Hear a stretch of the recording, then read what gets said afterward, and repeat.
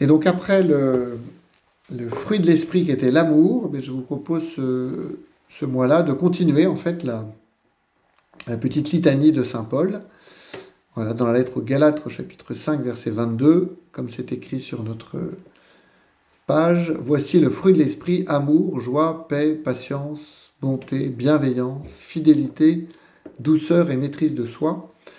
Et donc, en nous attardant sur le fruit de l'esprit qui est la joie. Alors, comme la dernière fois, j'ai mis en exergue la prière des compagnons de Saint Jean-Baptiste.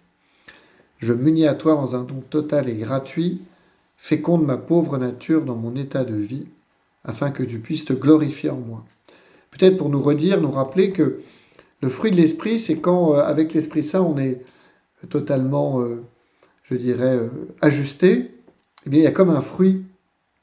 Lorsqu'on agit pleinement avec l'Esprit Saint, lorsqu'on est uni à Dieu, eh bien, il y a quelque chose que l'on perçoit, que l'on ressent. La dernière fois, on a évoqué l'amour qui nous porte vers l'autre.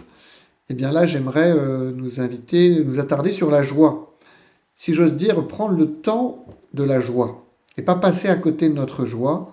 C'est peut-être certainement, c'est même la grâce que je nous inviterai à goûter dans le mois qui vient. La joie comme fruit de l'esprit. Alors j'ai mis ensuite 2 citations de l'Écriture qui nous parlent de la joie. D'abord une citation où c'est Jésus qui nous en parle, et puis ensuite où c'est Jean-Baptiste, ça ne vous étonnera pas. La première citation, c'est en Jean, chapitre 15, versets 9 à 11, où Jésus nous dit, à l'heure où Jésus passait de ce monde à son Père, il disait à ses disciples, donc c'est au moment où Jésus allait, aller vers sa mort et sa résurrection, « Comme le Père m'a aimé, moi aussi je vous ai aimé. Demeurez dans mon amour. Si vous êtes fidèles à mes commandements, vous demeurerez dans mon amour. Comme moi j'ai gardé fidèlement les commandements de mon Père, et je demeure dans son amour. Je vous ai dit cela pour que ma joie soit en vous, et que votre joie soit parfaite. » Intéressant de voir que la joie, eh bien, c'est d'abord une joie qui se reçoit, puisqu'il faut demeurer dans l'amour de Dieu, et c'est cet amour qui est premier. Alors, on le sait, mais parfois on peine à demeurer dans l'amour, parfois on s'exclut nous-mêmes de l'amour, soit par le péché, soit parce qu'on ne se sent pas aimable, et à ce moment-là, on se bloque, si j'ose dire, que ce soit avec Dieu ou avec d'autres. Et donc, la joie parfaite, c'est demeurer dans l'amour de Dieu, en étant aussi fidèle aux commandements de Dieu. Les commandements de Dieu, c'est le cadre que Dieu nous donne pour vivre pleinement, les fameux 10 commandements. C'est comme un espace dans lequel, si on est, eh bien, la joie de Dieu peut se vivre. Et on voit bien, on a une expérience toute simple, lorsqu'on ment, lorsqu'on vole, lorsqu'on dit du mal, eh bien, la joie de Dieu, on la perd en fait. Et donc, il y a peut-être à se dire en ce début d'exercice que la joie, c'est un don, puisqu'on a à demeurer dans l'amour de Dieu, et puis un don qui nécessite un cadre. Et dans notre vie la plus commune, on l'a déjà expérimenté, comme j'évoquais, lorsqu'on n'est pas très fier de soi, lorsqu'on voit bien qu'on n'a pas très bien agi. En fait, il est rarissime, pour ne pas dire ça n'existe pas, que nous soyons dans la joie. Et donc là, Jésus nous promet la joie et la joie parfaite. C'est-à-dire que la joie au comble. C'est-à-dire que parfois on a du mal à croire qu'on peut être pleinement joyeux. Eh bien en fait, c'est le programme du mois qui vient. Et en complément, j'ai cité Saint Jean-Baptiste en Jean chapitre 3, versets 29 à 30, où en fait, Jean-Baptiste dit « Celui à qui l'épouse appartient, c'est l'époux. Quant à l'ami de l'époux, il se tient là, il entend la voix de l'époux, et il en est tout joyeux. Telle est ma joie, elle est parfaite. Lui, il faut qu'il grandisse et que moi je diminue. » Là, la joie parfaite dont nous parle Saint Jean-Baptiste, c'est celle d'entendre la voix de l'époux, en d'autres termes, d'entendre la parole de Dieu qui nous est donnée dans l'Écriture, et de voir comment cette parole de Dieu s'adresse à l'épouse, c'est-à-dire à l'Église, c'est-à-dire à chacun d'entre nous, l'époux étant le Christ. Et donc il y a une joie peut-être aussi particulière à comprendre, à entrer dans le fait que Dieu s'adresse à nous par sa parole. Alors parfois on ne comprend pas totalement la parole de Dieu, mais Saint Jean-Baptiste nous dit, là, attention, là, il y a un lieu où je peux goûter une joie aussi parfaite. Donc c'est vraiment le programme de ce mois qui vient. J'ai remis le sens des exercices spirituels, peut-être pour nous rappeler que les exercices spirituels, c'est l'occasion, et je vais directement à ce qui est en gras sur votre feuille, eh bien de réaliser. La réalisation, c'est je laisse l'Esprit Saint œuvrer en moi et par moi. Et donc c'est à ce mois qui vient, eh bien de laisser l'Esprit Saint me permettre de goûter la joie de Dieu. C'est la grâce que je vous invite à demander. Vous vous souvenez qu'à chaque fois qu'on prie, à chaque fois qu'on entre dans un de ces mois d'exercice, eh bien, il est important de demander quelque chose. Pourquoi ? Parce que si on demande, on a le cœur qui s'ouvre. Si on ne demande rien, ben notre cœur reste fermé. Et donc la grâce que je vous invite à demander, c'est de goûter la joie de Dieu dans l'Esprit Saint.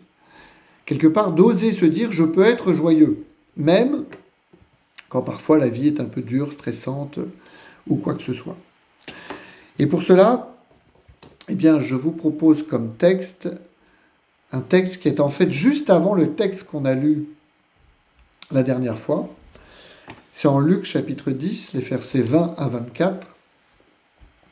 La dernière fois, on a lu Luc chapitre 10, versets 25 à 37. Donc quelque part, ça introduit le passage qu'on a lu la dernière fois. J'ai perdu mon texte. Voilà. Alors je vous propose de le lire, et puis comme d'habitude, de se laisser toucher par une expression. Je crois qu'il faut vraiment croire au fait que la parole de Dieu peut nous toucher et qu'elle peut nous indiquer un chemin. Alors on peut imaginer Jésus qui accueille ses disciples qui sont de retour de mission et qui ont eu une belle mission. Apparemment tout s'est bien passé et ils sont tout contents parce que ils arrivaient à guérir les malades, etc. Et c'est là où Jésus va leur dire, attention, votre vraie joie n'est pas là. Donc on peut s'imaginer autour des disciples, et comme ça s'est bien passé pour nous ce mois, eh bien être tout heureux, ça c'est pas interdit, mais d'entendre comment Jésus nous dit, attention, la vraie joie, elle est peut-être pas là où on le croit.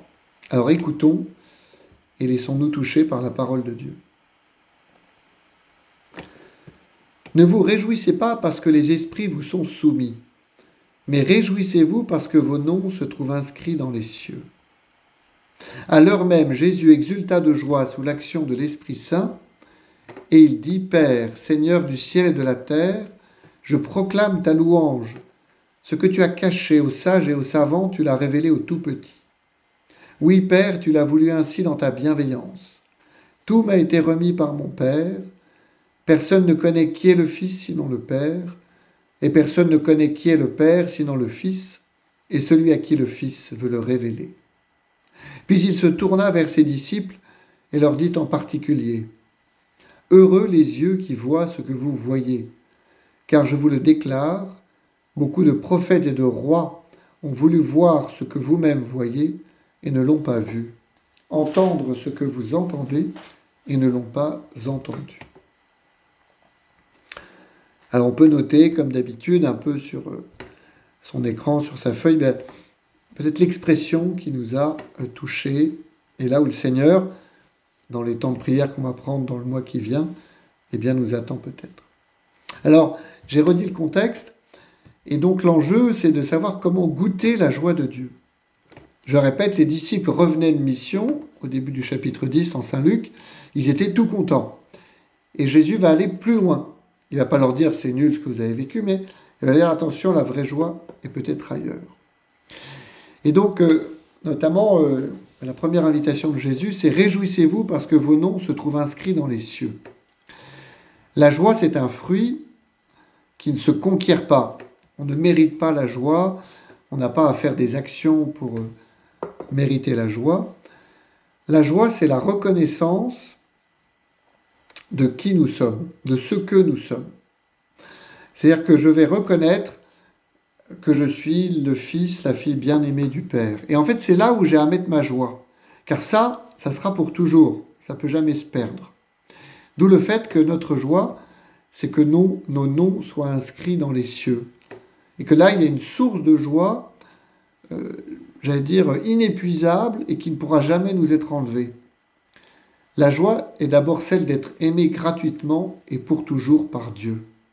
Et alors parfois on passe à côté de cette joie, on se dit oui d'accord, bon, ça on le sait. Il y a peut-être qu'il y a goûté la joie de demeurer dans l'amour de Dieu, un peu comme Jésus le disait dans l'extrait que j'ai lu de Saint Jean au chapitre 15. Et c'est peut-être la première chose, je suis aimé de Dieu, mon nom est inscrit dans les cieux, et c'est une source de joie. Et puis ensuite, on voit Jésus qui exulte de joie sous l'action de l'Esprit Saint. C'est pas si fréquent, alors en Saint Luc, c'est l'évangile de la joie, et en fait là on découvre que la joie est extatique. Qu'est-ce que ça veut dire exulter? C'est-à-dire qu'elle nous fait sortir de nous-mêmes. Que la joie, c'est pas une joie tout intérieure, il y a quelque chose. Alors c'est pas pour ça qu'on va faire des grands cris, qu'on va faire je ne sais pas quoi, mais il y a quelque chose qui nous dépasse. Et c'est peut-être un appel à ne pas vouloir tout maîtriser. La joie ne se maîtrise pas, elle déborde. Je suis sûr que les uns et les autres, vous avez déjà fait cette expérience d'une joie qui peut être marquée par le rire, qui peut être marquée par un sentiment très profond, et en fait qui nous prend totalement. Ça implique de lâcher prise et de ne pas vouloir tout maîtriser, ce qui est parfois notre tentation dans nos vies, parce qu'il faut bien organiser les choses. Il y a peut-être à demander la grâce d'une forme de liberté pour goûter la joie de Dieu. Un peu comme Jésus. Jésus, il exulte de joie parce que il voit ses disciples, parce qu'il est bien aimé du Père, bien sûr. Et donc pour nous, l'appel, c'est peut-être au lâcher-prise. Ça peut être intéressant de se dire, qu'est-ce que je tiens avec mes petits poings et que j'ai du mal à lâcher. Et puis après, Jésus nous livre un des secrets de la joie, c'est le fait que ce qu'il est a été révélé aux tout petits, et non pas aux sages et aux savants. Et donc cette révélation aux tout petits, nous rappelle, alors c'est quelque chose qu'on a pu déjà connaître, mais que la joie demande un cœur de pauvre, de petit, pour être accueilli. C'est-à-dire que si on a un cœur blasé ou un cœur qui ne fait que calculer, la joie va être moindre, en fait. Je ne dis pas qu'on ne va pas pouvoir être joyeux, mais on va avoir du mal à être pleinement dans la joie. La joie de l'Évangile, c'est une joie suscitée par la parole de l'autre, de Dieu. C'est ce que nous dit Saint Jean-Baptiste, la parole de l'époux. Et peut-être qu'il est bon pour nous de faire mémoire des paroles de reconnaissance, d'amour, de pardon que nous avons pu recevoir et qui ont engendré en nous la joie, parfois on pourrait dire la consolation, de se souvenir. Alors, il y a des paroles malheureusement qui peuvent avoir engendré en nous la tristesse, le dégoût, le mépris, ça c'est sûr. Mais ceux-là on les oublie. Mais peut-être de se dire, tiens, j'ai pu recevoir des paroles qui ont engendré en moi la joie. Alors parfois on a du mal à les recevoir, ceux-là. Donc c'est un peu lié, je dirais, au point d'avant, de lâcher prise. Mais un tout petit, quand on lui dit un compliment, quelque chose de bon, il prend, tout simplement. Et c'est pour ça que peut-être que vous avez pu avoir l'occasion de dire une parole à un enfant. Alors, ils ne sont pas tous insupportables, comme dans la classe de Mathilde, mais une parole qui a pu engendrer la joie. Je pense aux enfants, je pense au scoutisme, où on a pu voir la joie sur le visage de celui à qui on s'adressait, et peut-être qu'en retour, nous aussi, on pourrait accueillir ces paroles de reconnaissance, d'amour et de pardon. Enfin, la fin de l'évangile, Jésus dit « Heureux les yeux qui voient ». En fait, la joie est une révélation. C'est-à-dire que je suis heureux de voir ce qui est à l'extérieur, de ce qui est en dehors de moi. Je peux me réjouir de ce que je comprends du monde, de ce que je découvre de l'autre. Et là aussi, il y a une joie qui est un petit peu portée sur le monde qui est autour de moi, heureux dans ce que je vais découvrir autour de moi. Quelque part, ça interroge un peu notre regard sur le monde.